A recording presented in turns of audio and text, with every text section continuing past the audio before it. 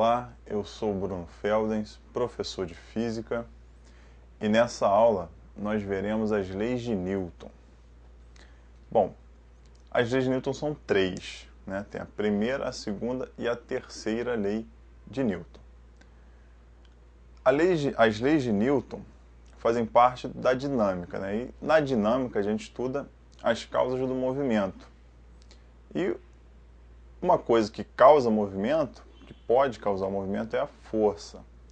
E a força, as forças, existem forças de várias naturezas, e o movimento, nesse caso, vai ser governado pelas leis de Newton.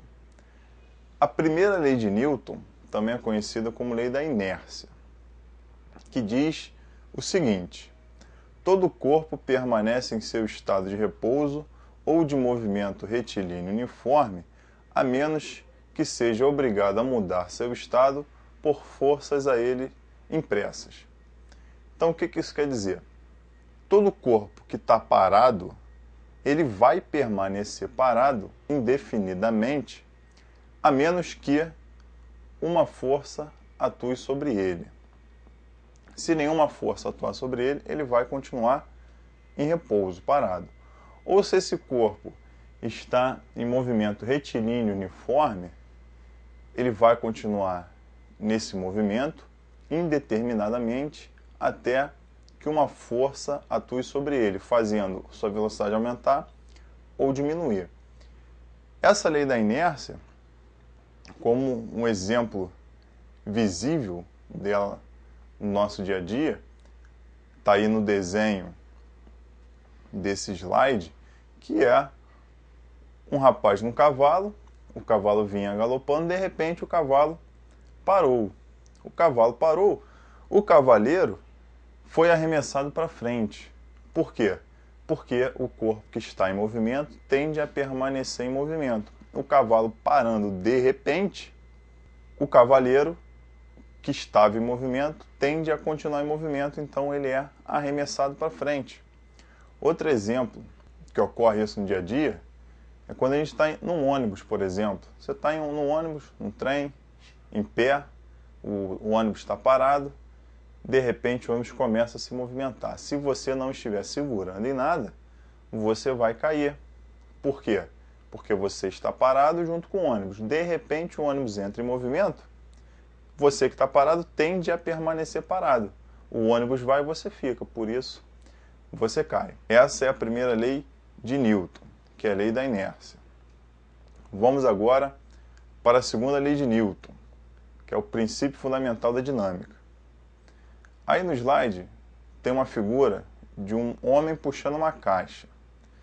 Então, esse homem está aplicando uma força sobre a caixa e faz com que a caixa entre em movimento. A caixa estava parada, entrou em movimento. Então, houve uma variação na velocidade da caixa. O que causa variação de velocidade? É a aceleração. Então, a aceleração está ligada à variação de velocidade. A força, então, que o homem está aplicando na caixa está gerando uma aceleração. E a relação entre a força que ele faz e a aceleração é dada pela segunda lei de Newton, que diz que a força resultante é a massa vezes a aceleração.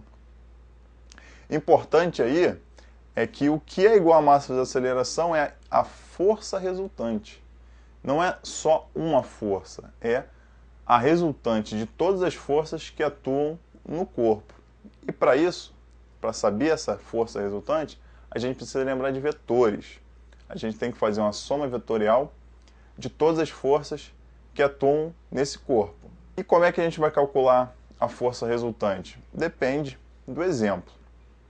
Nesse slide, nós temos três situações diferentes.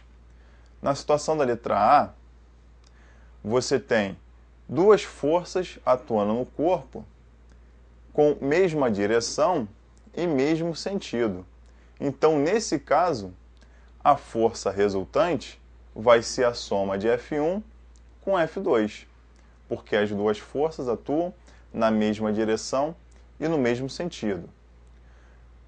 No caso da letra B, você também tem duas forças, Só que nessa situação elas têm a mesma direção, só que sentidos opostos.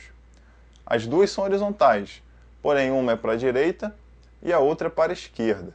Então, nesse caso, como elas têm os sentidos opostos, a força resultante vai ser a diferença entre elas, vai ser o módulo de F1 menos o módulo de F2.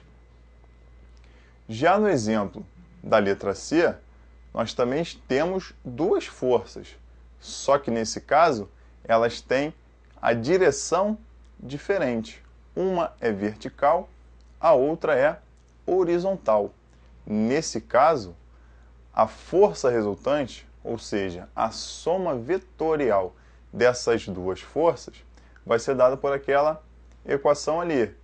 É F1 ao quadrado mais F2 ao quadrado e raiz disso tudo. Então a força resultante é a raiz quadrado da soma do quadrado das duas forças. Então, para calcular a força resultante, a gente tem que lembrar de vetores, porque a força é uma grandeza vetorial.